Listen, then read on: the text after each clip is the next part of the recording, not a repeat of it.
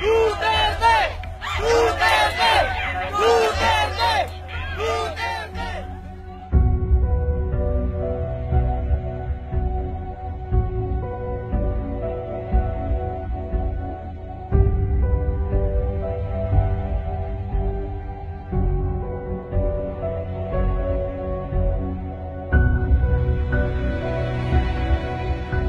Yung ginagawa ko kasi, ini-introduce ko yung tatay ko. Kasi alam naman natin, yung mga hindi pa decided, may fears sila sa tatay ko. Sinasabi nila, he's a dictator, he will declare martial law, he's a communist. And let me explain on that. Pagiging komunista is extreme left. Extreme yun eh. Nandito kami sa center left. The ideology of the poor.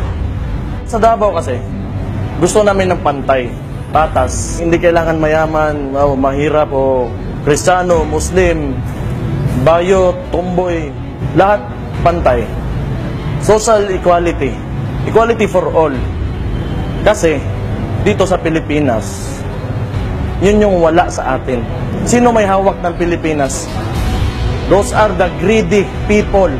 Nandyan lang. Na nasa taas, na nasa pwesto. The oligarchs. I'm sorry to say, but that is true. Totoo yan. Kaya, nasa left kami. Hindi kami komunista. Malayo kami sa komunista. Nasa left kami. Because we want equality. Walang dictatorship sa Davao City. Because, every time he implements a law, ini-embrace namin. If we accept what he says, then that is not dictatorship. Yun yung punto dyan. So why would they say that he is a dictator?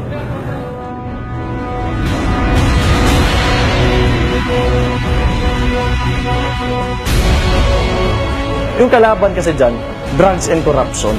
Yung drugs and corruption kasi, yun yung nagpapahirap sa mga Pilipinong naghihirap na. To whose benefit? To the syndicates, the few who want to take advantage of the lives of other people for their own profit. If you do not take advantage of each other at magmamahalan tayo at respeto lang, makakamit natin yung Philippines na gusto natin, na matagal na natin pinapanaginip. I assure you that.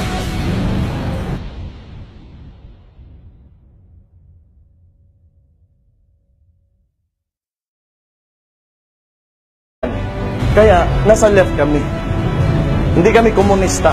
Malayo kami sa komunista. Nasa left kami. Because we want equality. Walang dictatorship sa Davao City. Because, every time he implements a law, ini-embrace namin. If we accept what he says, then that is not dictatorship. Social equality. Equality for all. Kasi, dito sa Pilipinas, yun yung wala sa atin.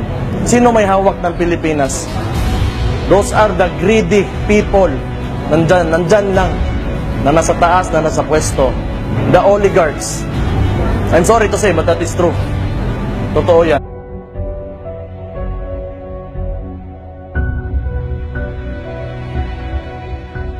Yung ginagawa ko kasi, ini-introduce ko yung tatay ko. Kasi alam naman natin, yung mga hindi pa decided, may fears sila sa tatay ko. Sinasabi nila, he's a dictator, he will declare martial law, he's a communist. And let me explain on that. Pagiging komunista is extreme left. Extreme yun eh. Nandito kami sa center left. The ideology of the poor. Sa Davao kasi, gusto namin ng pantay, patas. Hindi kailangan mayaman, mahirap o Kristiyano, Muslim, bayot, tomboy. Lahat pantay.